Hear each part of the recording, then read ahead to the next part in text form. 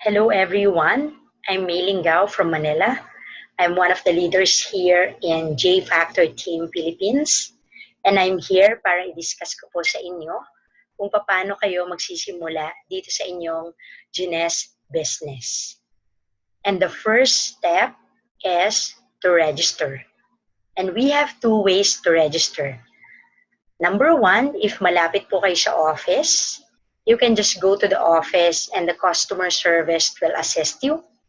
Hihingi po kayo sa customer service ng sign-up form. Ang sign-up form po, ganito po siya. So, hihingi po kayo sa cashier. And of course, once makahingi kayo, you will fill it up. So, yan, importante po ang inyong buong pangalan, yung totoong pangalan. And of course, your address, your username, birthday, phone number, and email address. Very important po itong username. Bakit po ito importante? Kasi ito po ang magiging website nyo. For example, www.yourname.ginesglobal.com. Pwede din naman po na i-connect ninyo sa products or sa company yung pangalan ng inyong username. Depende po kung saan po kayo mas comfortable. And of course, makikita nyo po dito sa baba, ayan, sponsors information. So sa sponsor information po, kung sino po ang nag-invite sa inyo, kung sino po ang nag-introduce sa inyo ng Gines, so siya po yung inyong sponsor, kung sino po ang tao na yan. And of course, ibibigay po niya sa inyo ang kanyang buong pangalan and username. So, siya po ang magiging sponsor ninyo. And of course, mapapansin niyo po dito sa baba, iba-iba po ito na mga packages. If ever po na gusto ninyo na bibili kayo ng mga package. Of course, marami po tayong iba-ibang package. Ang pinaka-basic package po natin is amounting to 12,520 for pickup. So, once bumili po kayo ng package, kasama na po dyan ang inyong membership fee. If ever naman po na mag-start lang po kayo sa membership fee, tinatawag po natin siyang starter kit. Ito po. So, ito po is 1,443. Wala po itong products, membership fee lang po. So, automatic, you have 30 to 40% discount with all the products. And of course, you have the website. Sabi ko nga po kanina, ito po yung inyong username. And the system of Gines. Of course, kung gagawin nyo na po ito talaga na business, tutulungan po kayo ng Gines para sa system nila para mas maging mabilis at maayos po ang inyong business. For example po sa mga commissions nyo, yung compensation plan. So, i-discuss po natin yan moving forward. So, importante po, mapirmahan nyo. So, nakalagay po dito, applicant signature and the date kung kailan nyo po i-register ang inyong Gines business. So, again, if you will just have starter kit, wala pong product, but it's just 1,443. And you can pay via cash or credit card over the counter sa ating pong cashier. Once pa ibigay nyo po sa cashier, ipaprocess po ito ng ating cashier, hihintayin nyo po ang inyong voucher confirmation for payment or official receipt kung bumili po kayo ng packages. So once may process po ng cashier, may bigay na po sa inyo ang inyong official receipt or confirmation for payment na voucher. So, okay na po yan. Kung bumili po kayo ng products, kukunin nyo po sa storage natin, sa stock room natin ang products and okay na po. So, marireceive nyo po sa inyong email address ang activation of your username so that you can log in with your username and password. And again, we have second, of course, sabi ko nga po kanina, meron tayong second way to register. Our second way to register is through online registration. If malayo po kayo sa Gines Makati office, you can register through online. So ito po yung online registration natin. So makikita nyo po dito, ayan, www.ginesglobal.com. And of course, join now. So, i-click nyo lang po yan, yung join now, and then, lalabas na po sa next page, this one. So, makikita nyo po dito, kailangan nyo po ng sponsors username. So, sabi ko nga po kanina, kung sino po ang nag-invite, nag-introduce sa inyo ng Gines, siya po yung username na gagamitin nyo sa sponsor. So, for example, ang nag-invite po sa akin is si Test06. So, www.test06.ginesglobal.com. Click nyo lang po yung continue.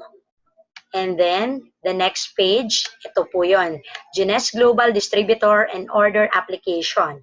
Basahin nyo po yan, and kapag okay po kayo sa terms and agreements, click I agree. And then, click continue. So, once maklik nyo po ulit ang continue, ito po yung next na lalabas. Makikita nyo po, please select your region, signing up from. So, dahil galing po tayo sa Philippines, so piliin nyo po ang Philippines. Once mapili nyo na po yung Philippines, lalabas, click continue, and then lalabas po ito sa next page. Makikita nyo po dito yung sponsor name nyo, yung pangalan niya and username niya. And dito po sa main site URL, ito po yung username na gagamitin nyo. So, for example po, again, for illustration purposes lang po ito, test006. Click nyo po itong check if available. Once maklik nyo po yan, lalabas po dyan kung available for use or not. If hindi po available, isip po kayo ulit ng ibang pangalan. Kaya actually okay din po talaga na pangalan nyo yung ginagamit kasi at least most of the time po wala po tayong kapangalan. So once okay na po yan, available for use, click password. So gamitin nyo na lang po is word na password din para hindi nyo po makalimutan. And then confirm password, word na password, and then your name, your last name, so apelyido nyo po, buong pangalan. Wala na po kayong ilalagay dito sa company. So, ito po yung ibang makikita nyo pa po dyan. So, your display name, mag-automatic lang po yan. And then, your birthday. Dito po sa identification type, wala po kayong ilalagay kasi para lang po ito sa US market. So, kung taga-US lang po kayo. Kaya, blanco lang po yan. And then, dito po kayo sa mailing name, of course. Dito po sa email, ayan, phone number, cellphone number, and then your mailing address. Sa mailing name po, ilalagay nyo po dito, pangalan nyo, and then apelyido sa second box. And then your complete address, for example, ayan, pinapakita ko lang po yung mga makikita nyo po dyan sa next page. So ito, katulad po nito, na isulat ko na po yung email address, phone number, cellphone, mailing name, and then your apelyido, address. For example po, ang address, yung Gines office natin, Morning Star Center, Hilpuyat, Makati City.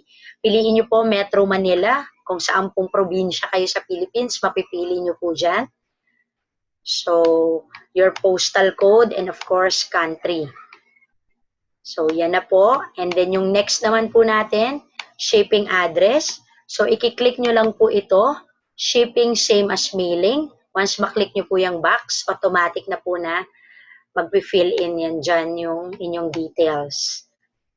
And then, so, katulad po ng sa hard copy ng sign-up form, kung pipiliin nyo po, starter kit lang, wala pong products, 1,443. Of course, meron po yung VAT, kaya po iba yung amount dito. Pero once mag-proceed po kayo, mamaya makikita po natin yung 1,443. I-click nyo po yung starter kit, and then the next page, yung mga packages po. So, okay lang po yan kung hindi muna kayo bibili ng package, and then complete sign up. So, ang babayaran nyo lang po is yung 1,443. Ito po yung next page. So, pipiliin nyo po office pickup kasi wala naman po kayong products na binili sa 1,443. So, ito po yung sinasabi ko po sa inyo kanina. May VAT po tayo, kaya yan po yung exact amount. 1,442.22. So, para po mas madali, 1,443. Makikita nyo po dito sa baba, please select your payment. Ito po yung next na makikita nyo. So, pipiliin nyo po credit card, kung meron po kayong credit card. Of course, kung wala pong credit card, pwede po ang cash. So, once credit card po yung piliin nyo, ito po, kung credit card yung pipiliin nyo, lalabas po itong mga details. So, ilalagay nyo lang po dyan ang mga details ng inyong credit card. And of course, makikita nyo po dito sa baba, yan, credit card information, Visa or MasterCard. So, yan, lahat po ng information ng inyong credit card. Ito pong auto-ship, huwag nyo na lang po munang lagyan for the first time para wala pa naman po kayong bibilhin na products. So, blanco lang po yan. And then, click submit. Once maklik nyo po yung submit, ito po yung lalabas. So, ito naman po yung another way kung cash. If cash naman po, click nyo po yung cash.